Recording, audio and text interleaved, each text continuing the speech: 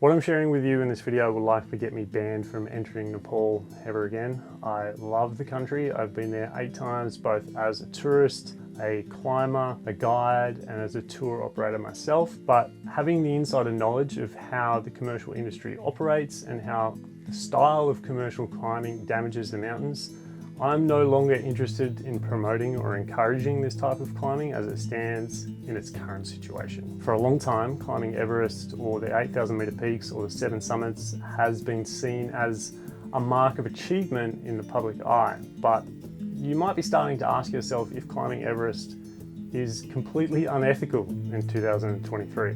And is it something that's really worthy of our respect? In this video, I'm going to unpack some of the most sensitive issues in the world of high altitude mountaineering so that you can answer some of these questions yourself. From an outsider perspective, it's easy to be impressed when you see someone standing on one or many of the world's highest mountains. But even if you know a little bit about the modern methods of climbing Everest, you know that most people that climb it are paying an incredible amount of money to be there. They're doing very little in the way of actual climbing since they're just pulling their way with a Jumar up a fixed line. And they're essentially outsourcing all of the technical and dangerous work to the local workforce, and they're leaving behind tons of trash and human waste in the process of doing it. Not to mention 17 dead bodies this year alone. I'm of the opinion that this is far from the pinnacle of mountaineering for many reasons, but I haven't shared my opinion about this in the past purely because it's really a pointless endeavor to argue about climbing with people who know nothing about it. But a few weeks ago, I started asking these questions and sharing my opinion in an effort to change the way Everest and any other big commercial mountain is viewed in the eye of the public. But like many people have pointed out in the comments, I'm shouting into the void of capitalism because commercial mountaineering is big business and the Nepali government is more than happy to take their share of it. The fees for the climbing permits alone brought in over $5 million to the Nepali government this year. But if you know anything about the Nepali government, that money is going directly into the pockets of politicians and high-ranking officials. And it's certainly not going to the families of the deceased climbers who died putting up the lines for the clients. And several other incidents happened this year that reached viral levels of media attention. There was several reports of theft at high altitude where companies were stealing tents and oxygen and food and other supplies from other companies. There was the Chinese climber who refused to pay her rescue fee despite the local climbers saving her life. And then we have the Malaysian sausage roll, which I think by now almost everyone in the world has seen. He was a Malaysian climber that was carried and dragged all the way back down the mountain on the back of Gelje Sherpa and other Sherpas, only to do a media tour in his home country where he neglected to thank or tell really any of that part of the story, and instead decided to thank his sponsors and his insurance company, which also happens to be my insurance company. And he proceeded to block Gelje on social media, and that went on until there was public outrage. Now, this is all disgusting behavior and it's not something that should ever happen, but I want to bring your attention to what I see as the real issue behind climbing Everest these days, which is the fact that if you climbed Everest in 2023, you essentially sacrificed the lives of 6 local people in order to do so.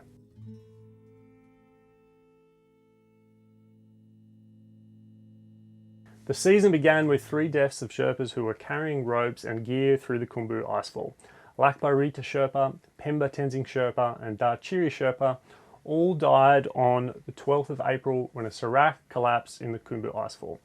Now, these men were all members of the Imagine Nepal tourism company, which is one of the commercial operators on the mountain tasked with fixing lines and ladders through the glacier, through the Khumbu icefall. And these days, that is a task that has to be completed each year if anyone is going to climb the mountain on the regular route. There are other ways to climb the mountain, such as Kilian Jornet this year. He went up the West Ridge, I believe. But these routes require much more technical skill and much more knowledge, and that puts it far beyond the capabilities of the average Everest climber in the modern age. Meaning that we have adapted the mountain to suit a particular type of climber, one that requires very little skill and even less knowledge. And the fixing of the Khumbu icefall allows all of the commercial companies and the clients to access the mountain And whilst the local workforce that do this, they are paid a higher than average wage, they are doing work which is extremely dangerous, often without insurance. Now, if they're lucky enough to have life insurance, the families of the deceased local workers can expect to receive only about $10,000 as a payout from life insurance. So that's the price of life that we as a capitalist society who allow this to happen have agreed that is the value of a Sherpa's life. It's kind of fucking ridiculous. To put that into perspective, $10,000 is barely enough to cover the rising costs of living for a small family in Nepal. One estimate I read was that 10K is enough to only keep the family afloat for about 2 years. Now, there were 7 Nepali deaths on the mountain this year. 6 of them were working, all of them Sherpas, as in they were ethnically the Sherpa people. After the first 3 deaths in the Khumbu icefall, the death toll continued to rise on the 16th of May with Purba Sherpa, who died at Camp 3. Purba was a soldier in the Nepali army who was sent to the mountain as part of a cleanup operation to remove the thousands of tons of trash that remain at Camp 4. And images of Camp 4 have been circulating various media sites, and the general public is in social media outraged by this. But what I find strange is that very few people are outraged by the fact that a local man had to die just in order to make a small improvement on that environmental damage that's been caused in the pursuit of climbing Everest in this style.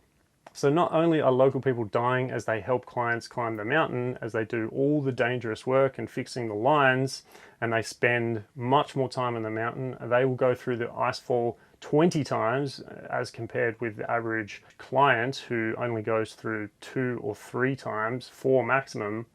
The local people are having to die. We're putting them into this meat grinder so that other people can climb the mountain. And this is what I want the general public to know and to fully understand. And not only that, they're dying in the process of cleaning up the mountain, and the rubbish is only there because of the clients in the first place. But it actually gets worse. Let's keep going. On May the 21st, Anj Kami Sherpa, a cook for the expedition company Peak Promotions, died in a fall near Camp 2. When I heard about this, I thought and feared that it was the Anj Kami Sherpa that I know and I've worked with many times. But since Peak Promotion didn't put out a single press release or any acknowledgement about Anj Kami Sherpa's death, we're all left in the dark trying to figure out which Anj Kami Sherpa it is, because there's many of them. It's a very popular name. So again, you have to ask yourself, if I'm climbing this mountain and paying for a service where all my food is lovingly prepared for me while I climb, am I okay to do that while someone is sacrificing their life in order for me to do so? And I think if you had any morals or any level of awareness about the value of a human life, the answer would be no. It's not cool to do that. Or at least it's not cool to not even acknowledge it or not even be aware of the names of the people who are dying so that you can climb a fucking mountain. And again, you can't dance around the facts here. If you're a paying client, you are indirectly responsible for the death of that person. Whether you're climbing under one commercial expedition or another, the people that fixed the icefall, they kind of died in order for you to climb the mountain. In my mind, every single person that climbed the mountain this year, they owe the success of their climb to the first 3 Sherpas who died in April. But you don't hear about it, do you? So if you follow a high altitude climber who climbed Everest this year, just ask them how they feel about it. The likelihood is they probably aren't even aware of it. Now, I'm not demonizing these people or calling them out. I'm just saying, like, this has been a significant year, 2023, where 17 people have died, as well as tons of other unacceptable things have happened. And I want next year to be better. I want the situation to improve. I'm not just complaining for the sake of complaining. I'm seriously asking questions. Is this acceptable in our modern age for us to just churn lives out and irresponsibly keep climbing a mountain, which is clearly a dangerous place to be, and you really shouldn't be paying money to go there unless you know exactly what you're doing. I know that I sound like I'm whinging and I'm getting frustrated. Let's just continue. On the 25th of May, Ranjit Kumar Shah and Lakpa Nuru Sherpa disappeared around the south summit. In this case, I believe, although he was Nepali, he was climbing as a client with Lakpa Nuru Sherpa as his guide. Their bodies have not been recovered. They're unlikely to be recovered as they're somewhere around the south summit. So out of the 17 deaths on the mountain this year, 11 have been mostly Western clients and 6 have been Sherpas, I think we need to start looking at the deaths of people of the local workforce, Sherpa or otherwise, not as just unfortunate incidents that sometimes happen to climbers, but to see it as the reality, which is that underprivileged local people are putting themselves and their lives at risk because they need to do so in order to survive. There's a big difference between climbers dying in the mountains because they love climbing and climbers dying in the mountains because they're getting paid to go in and do the most dangerous work. And that is the fundamental thing that I want people to understand. And I'm fully aware of the argument that, oh, this is a high paying job and it's good for them, it's good for the economy. I'm really tired of hearing that. That stuff is obvious, but it doesn't mean that this is the only way that those people can potentially earn money. This is not the only value that they have to bring to society. Surely there's some other way that we can help these people lower the risk, share the true value, which is in their culture, which is not just about climbing mountains, but about being around mountains and the whole experience of being in the Himalayas, even the spirituality aspect. I mean, it's not part of their culture to go and stand up on top of a mountain. Many of them will pray for hours and hours a day before the climbing season in order to dissolve themselves of the spiritual damage that it does them by standing on top of these mountains. It's actually super sad when you start to understand how damaging it can be for them to have to go onto these mountains. It's so much more than their economic impacts.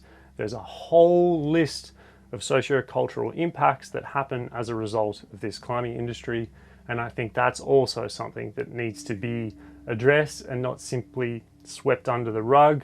And this ties into the fact that we can't ignore that mountaineering has a very dark and deep-seated colonial history, whereby wealthy, often white people like myself, stake their lives with local people in order for a chance to climb a mountain and claim a space and plant a flag on top of the highest point in the world.